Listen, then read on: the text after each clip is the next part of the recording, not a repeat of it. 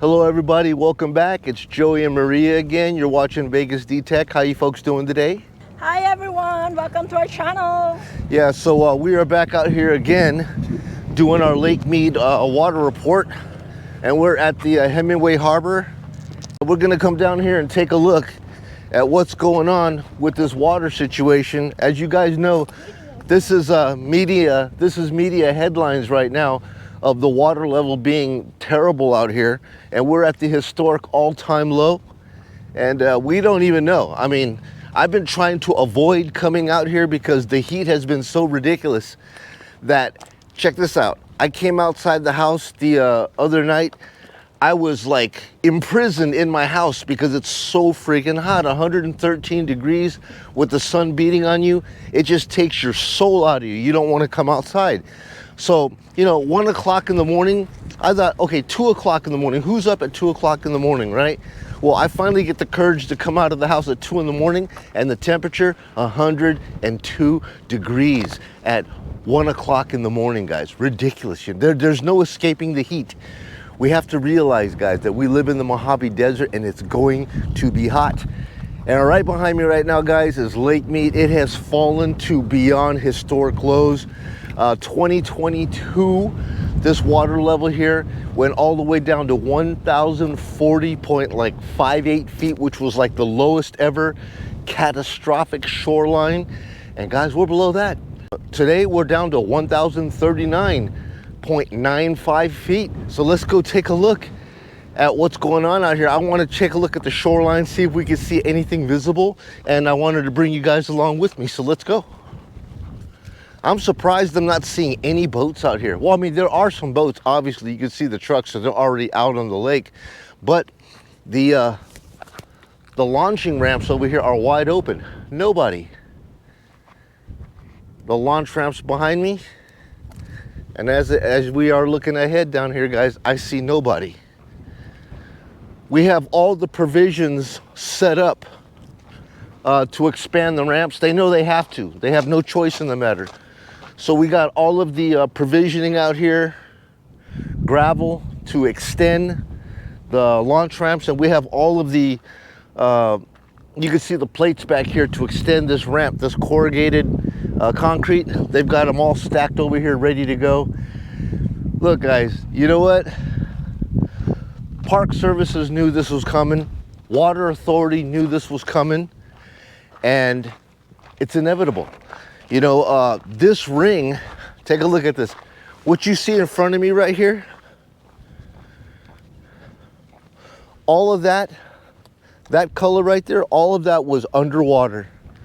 20 years ago, all of this was underwater. That ring right there is a testament to poor water allocation over the course of 4 decades. 4 decades, the Water Authority had the opportunity to make concessions, but the decline in the water in the Colorado River, as well as water allocations needing to be appropriated and more water needing to go out to these cities because people could just keep moving into the Southwest, moving into these arid desert regions. It's going to provide more of a water strain to big cities like Phoenix, California, Vegas. And this is the kind of stuff that you're going to see happen. So this is no surprise to me. 2020, I seen this thing happen. And then we had that one gift, right? Mother Nature said, you know what? I was too hard on these people. I was too hard. I'm going to give them this historic snowpack in the Colorado. I'm going to give it to them this year. I'm going to bring it back. Maybe they'll learn. Maybe they'll learn that I saved them. Did they learn? No. We went ahead and played games again, and now we are below where we were in 2022. Back again. But we're going to come out here and take a look and see what the historic low has brought onto the shoreline. And I can already see new stuff. Remember, I was telling you guys that for every 1 foot of vertical water drop, you get about 15 to 20 feet of exposed shoreline. And that's what I come out here to see today, if we could see any new obvious shoreline.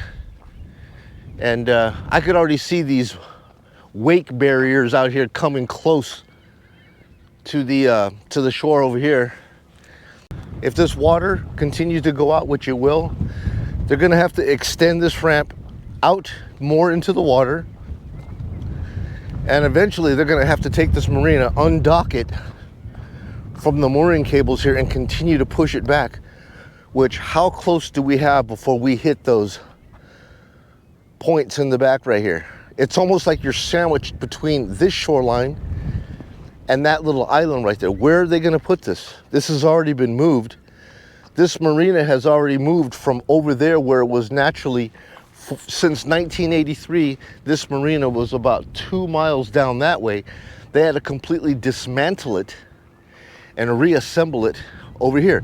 Now take a look at this. You could already see some of the expansion efforts that they've done to extend this.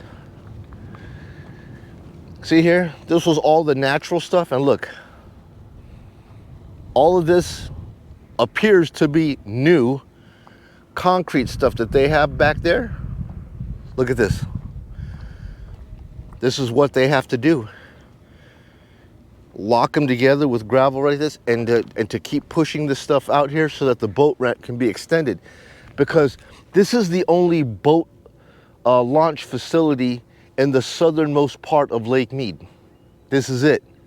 You know what I mean? So if you got a boat, you live in Vegas, Henderson, Boulder City, you have really no choice. If you want to launch your boat, they've got to keep this open.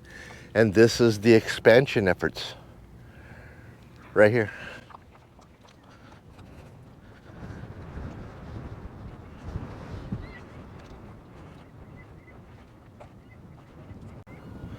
Look at this. Danger launch at your own risk. It says, notice here that Park Services does not provide vessel assistance for non-emergencies. Contact Towboat US for membership. So what they're saying is that if you come out here with your own boat and you get stuck out here on a sandbar or crash into one of these rocks, that Park Services are not responsible for rescuing you and getting your vessel out of there unless it's a life and death emergency. You're gonna have to contact your own boat insurance or somebody to come and rescue you out there on the lake, because Park Services is not responsible. They've already anticipated people having problems out here. Oh yeah, guys, look at this. All of this stuff here, look, you could just see, I didn't see this last time I came through here. This looks like all new stuff put into this water. And how far did they go with this? I have no idea. I think it ends right here. Looks like the last slab is right about, no, actually, there's more. You know, I just bought a truck, and I bought it from Julio, and Julio told me that he bought that Tacoma exclusively to drag his boat out here and launch the boat in here. And I was like, you know what? I need to get that damn truck away from Julio before he sabotages the truck that I'm interested in buying, because I've seen these guys have to launch boats in here and they have to literally back their entire truck, the whole back end, all the way up above the bumper. They're bringing it all the way back in here in order to push that trailer out to launch the boat. And I don't like that. I do not like that at all, because I just went, when I bought the truck, I pulled the bumper off, and underneath it, man, where the tow bar is, full of rust and corrosion.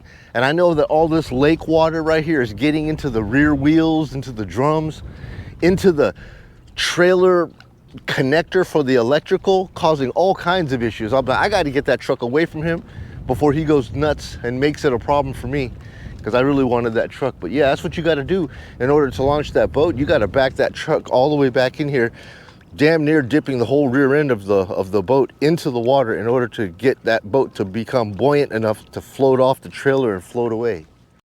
Let's just see how far this truck has to go into the water in order to launch this boat. Take a look at the rear wheels. Take a look at the exhaust going under the water. The exhaust is actually underwater all the way up to the bumper. All that electrical, look at the whole back of the truck, the rear wheels and everything is bubbling. The exhaust is bubbling behind the wheel, and he has to keep pushing it back. Look at it, even the front of the truck. And that's the reason why I said I had to get my truck away from Julio, because he's taken the damn Tacoma all the way into the water like this. Look at this. Just to get the boat to be buoyant enough to float off, which it is right now. But take a look at how far this truck had to go into the water.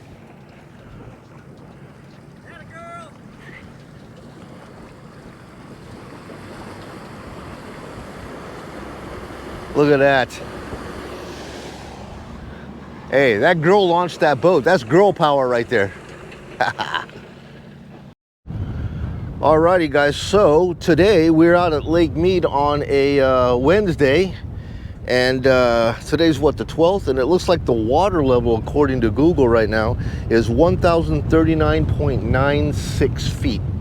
Okay, actually it probably dropped to 1,039.95. Guys, every 6 hours it drops another inch right before my eyes. And we're gonna come along here. Look, I can see all this right here about to be exposed. I don't know if this camera's gonna see it, right? You can see it getting really light. That means this shoreline right here, guys, is about to pop up out of this water and become walkable here shortly, probably within the next couple of weeks. Yeah, all of this right here, from there to there, I can see all of this right here about to come up out of the water. And you can see how close the wake barriers are right here. These guys here, you're gonna almost be able, this is probably gonna be closed off to boats coming through here, which means they're gonna have to spin all the way around the back to come in to dock and undock. They have to take their boats out that way. I know that these guys here in these boats, they cannot come through this way because they risk bottoming out on these sandbars that are right here. It's too shallow. They should have buoys blocking this off, but whatever. It's at your own risk. You've seen the signs already saying that Park Services is not responsible for getting your boat out of bad situations unless it's a life-threatening emergency. You're gonna have to call your own boat insurance to come tow your boat out of here if you get stuck. But anyways, enough with this. Let's go ahead and walk around the shoreline down here towards Boulder Beach, and let's take a look at the what's been exposed, what's changed since the last time we've been here, since we are at a national historic low for Lake Mead, the lowest water level in 90 years since the inception of the Hoover Dam, which is right over that mountain right over there. Let's go. All right guys, so as you can see here, all of these cables on the ground, these are normally used to moor the loading docks, the marina and stuff. You're gonna see this all over the place here, right? This stuff is normally buried under the ground, but it helps to secure these ramps to not float away. And you can just see more and more of this stuff out here. And it's gonna be a continuous effort for them to continue putting these cables out, moving the mooring blocks. Like this is a mooring block here that was deep underwater, guys. This here was at least 10 feet underwater the last time that I came through, because this is how they have to moor the blocks. All right, maybe they even brought this over here and dropped it off. It could be, because as this thing keeps going out, they're gonna have to take these cables, clink it to this little connector right here and attach it to keep these things afloat, so that these ramps will continue to provide a way for these boats to be launched in and out of here while there's still water here. But take a look at all this stuff here, guys. Is it soft? Yeah. Oh, yeah. Yeah, so right now, we can't even really get too close to this stuff right here, because what happens out here is that the sun dries the surface. Like the first 6 inches, the sun will dry it. It'll appear to be dry, but directly underneath it, we still have the water table from the water coming out so quickly that it's muddy and soft underneath it. So if you stand on it, you just sink and crash right down. So I don't dare to stand on any of this stuff. We would have to stay along the rocks. But yeah, guys, here's a very good example of what I'm talking about. All of this stuff right here. Oh, this stuff is very, very soft. But take a look, man. This is not normal for a desert. This is all underwater, guys. This is all evidence right here that everything that you see here was all underwater. And I could just see right here, we've got like maybe 3 to 5 inches going out at least 30 feet. 3 to 5 inches of shoreline that's about to be exposed as this water continues to drop. So we're gonna pop over to this cove over here. I normally like staying close to the marina. This is where it's like I have a perspective of how much water is lost. You have to have some sort of perspective, because without something to show as a backdrop, you really can't get an idea unless you're actually out here taking a look. So I always go to this cove, which is right next to the marina. And right over here is going to show you the hardcore shoreline exposure of the water going out. So let's take a look. And here's a little bit evidence of manslaughter. Poor carp, just exposed on the land, very close to the water.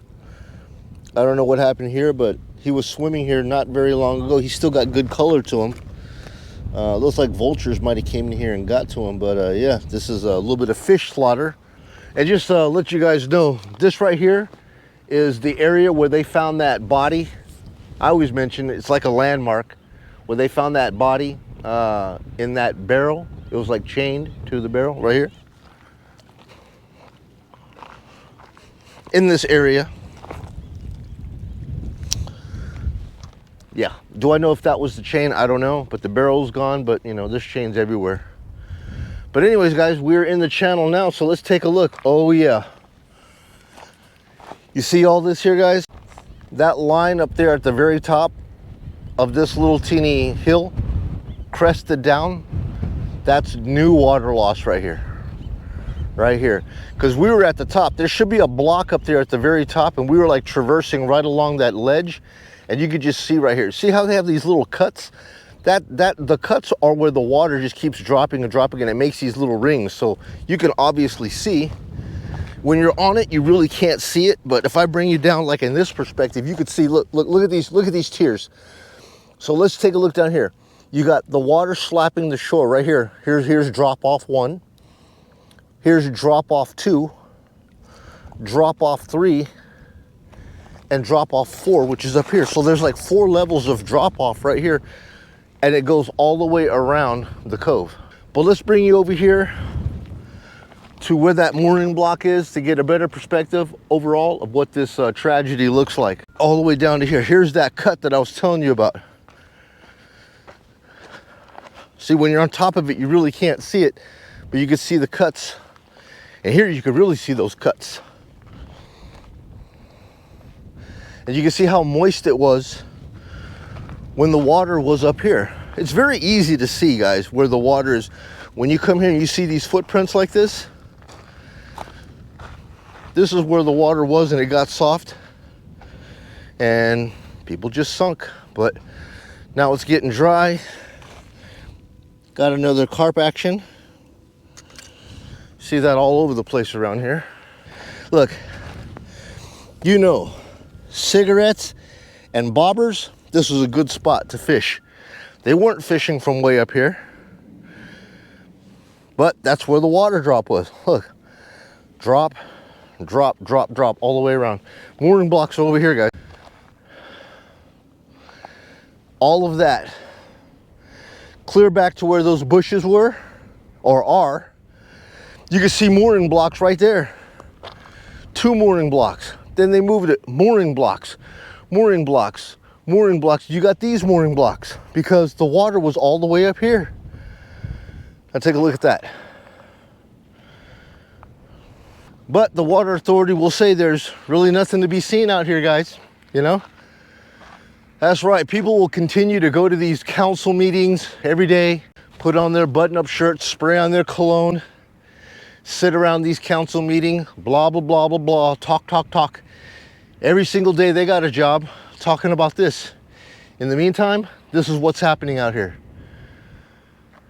I don't know how many more years this reservoir has, sustainability-wise, but in the 40 years that I've been out here, all of this stuff has disappeared, creating that chalk line around this mountain. That ring is testament to this being a real situation out here. I can't help it. I can't stop it. You know what I mean? The powers that be need to renegotiate these water contracts. Yes, you may be You may have been entitled to all this water back in the 1930s, but folks, the Colorado water system is no longer producing the same type of water. You cannot continue to get that type of water from this system. Lake Powell, Lake Mead are the two water banks for all of the Southwest. All of the water that goes to these cities gets stored here. And both of these lakes are sitting at 25% of their volume. And you know, with the head pressure over at the dam right over this mountain right here, you need 1,050 feet of water to have 100% full head pressure to push on the turbines to bring energy or provide energy at its maximum efficiency. Where are we at right now? 1,039. So you know the head pressure on those turbines are down. We need this power. Everybody needs power, especially in this heat, to power all your AC during the summer. It's a travesty. It's like a trifecta of sadness. You got bad snowpack in the Rockies. You've got bad water levels continuing to drop. Right now, guys, with 113 degrees of heat and this sun, the unbearable sun beating down, Lake Mead loses 500 million gallons of water per day. Can you believe that? 500 million gallons of water gets evaporated right off the surface daily. So you got poor inflows of water coming in, 500 million gallons of water evaporating every day. Plus you have over here across this mountain range here, you've got the dam, and it's got to continue to let water go out because Arizona needs their water, California needs their water. This is a trifecta of sadness, and this is going to keep on perpetuating. So here's a little bit of those cables, guys. I wanted to bring you in real close. Oh yeah, this thing's got some, man, that cable is tight like a wrought iron rod, man. That thing is stiff. And they've got this thing anchored, it looks like a good 300 feet back just to keep this marina from moving around. And the same thing is happening over there. They've got the chain docked to this mooring block and they're gonna have to keep sliding this block forward and forward with the chain to hold the docks up against the shoreline as they keep extending all of this corrugated concrete ramp to push this thing further out. But yeah, just take a look at it. All of this, guys, water was up on top of this, and now water has receded to this point. I can't even get very close. I've tried, like I'm pushing it right here. This is all so soft right now that when I step into this, let me see, you could just see. Oh, yeah, see, I shouldn't have done that. But this is all so moist right here. This is all fresh. But just look at all this trash, man. There's the chairs, you got 2-3 wheelbarrows, more chairs. I can't even get any closer, guys, because the ground is entirely too soft to hold me up, or I would get you out there further. But yeah, this is the situation right here at Lake Mead, at the marina, at Hemingway Harbor. Looks like we've got some of that monsoon stuff. I was telling you, take a look at the clouds back here. We've been seeing a lot of these clouds here the past few days. I really think, man, that we have this super El Nino system that's building up in the Pacific right now, but it's not expected to dump until like late December. Maybe some of this water will come back and fill this thing up. I don't know, but for right now, this heat combined with the humidity, yeah, can you see that? Does the camera show you what this thing looks like? All that cloud action. Wild. It keeps on threatening like it's gonna rain, but I don't see nothing. Or if it is going to rain, it's only enough to dirty my truck after I polished it. Anyways, we're gonna run over to Boulder Beach and take a look over there. Let's head over there. Alrighty, guys, so we're back in the car. I tell you, it don't matter what you drive, man. If you've got some AC, being able to get out of 113 and jump in your car and get into some AC, that is just some paradise. Ain't that right? Ooh, yeah, it's heaven. It's heaven. I don't want to get out of my car. I'm telling you, man, it gets harder and harder to convince her to come out with me, man. But it's nice to have somebody to talk to when I'm out here walking around. But man, it's hard, man. It's hard on me. I can imagine what it would be, you know, when it's in, you know, triple teens like that, 111, 113 with humidity. I can't think of anybody who wants to be out here. But anyways, we're headed over to Boulder Beach right now. And this is the barbecue area, but we're gonna hang a right over here and come down to Boulder Beach and see if there's any more shoreline that was exposed, you know, in the time that we have not been out at the lake. And I think it's been about 2 weeks since I've been out here. And this is the first parking berm, and I think this is where I'm gonna leave the Corolla. If I had my truck, next time I'll bring my truck. I'm just breaking it in right now. I got to be able to trust it before I can bring it all the way out here, because I don't want to get stuck out here and have to call somebody to try to tow me. We have to leave Paradise now in the AC. We must leave AC now. All right, let's go. Look at all this. Everything you see here, guys, this is a Boulder Beach, man. That name Boulder Beach comes because there's nothing but damn boulders out here. There ain't no sand. It's straight dirt and hard rocks. Rocks, guys, like this. All over the place. You know, when I first started this channel, I used to do metal detecting, right? And metal detecting used to be fun. Something me and my dad used to always be able to do was come out and do metal detecting. And I would have loved being able to find all of the riches that are in this ground right here, guys. So this is like, God, 50 years worth of lost jewelry. People swing around with oil and stuff like that. All this jewelry is inside the sand. But unfortunately, metal detecting is not allowed in national parks. So unfortunately, anything of value, jewelry and otherwise that may be underneath the stuff here has to stay, because we're not allowed to metal detect. No drones, no metal detecting. Hell, we're not even really able to film unless you've got permission and go up to the tourist center and ask a park ranger if it's okay. Anyways, we're getting close to the shoreline now. I see a whole bunch of trash that just came up out of the water down here. And you know it's fresh. You know why you know it's fresh? Because you get that creaky smell. You know that creaky, that mossy smell? Never buy a vehicle, guys, a used vehicle. If you get into a car and it's got that creaky, algae, watery smell, it's probably been water damage. That's what this smells like out here, that real creaky, kind of like sewage. I don't want to say sewage, but you know, that algae, mossy, sewagey, creaky, watery smell. That's kind of what it smells like out here. Dude, this is all new shoreline, man. All of this crap clear back to the grass right here, all brand new. That's what 2 feet of drop brought us in right here.